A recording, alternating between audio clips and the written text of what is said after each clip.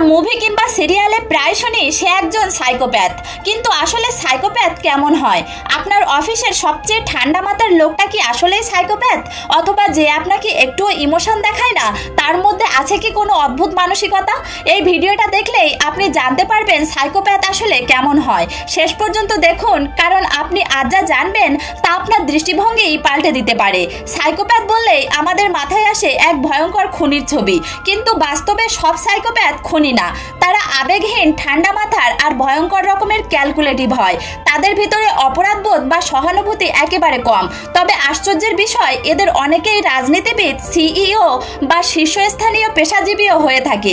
তারা অন্যের অনুভূতি বোঝে, কিন্তু নিজেরা সেটা অনুভব করে না।